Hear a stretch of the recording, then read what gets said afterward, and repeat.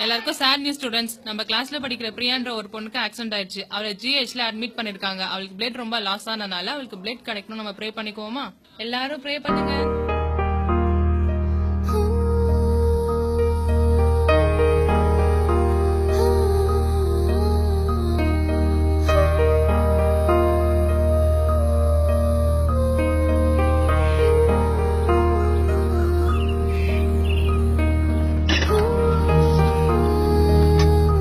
Uncle GH போணும்.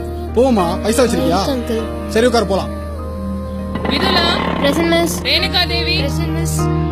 ரித்திகா. ரித்திகா, கல்ல ரித்திகா பாத்தன. எங்க ரித்திகா?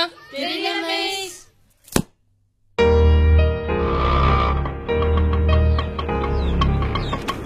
இந்தா பொண்ணு. பைசா கொடுமா. பாப்பா நில்லுமா.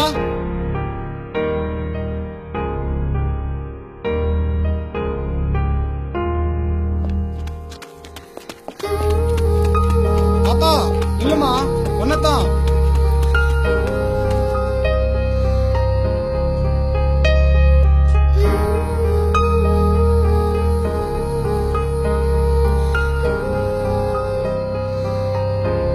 டாக்டர், என் ஃப்ரெண்டுக்கு பிளட் கொடுத்தா கண்டிப்பா காப்பாத்திடலாமா? காப்பாத்தலாமா? அப்ப என் பிளட் எடுத்துக்கோங்க. இல்லம்மா, 18 வயசு மேல தர முடியும். அப்போ உங்க வயசு என்ன? 28மா. அப்போ நீங்க கொடுங்க. இல்லம்மா, இந்த பொண்ணு ஏபி நெகட்டிவ் தான் கொடுக்க முடியும். இவரோட எடுத்துக்கோங்க. உங்களுக்கு ஏபி நெகட்டிவா? ஏபி நெகட்டிவா? எந்த பி நெகட்டிவ்?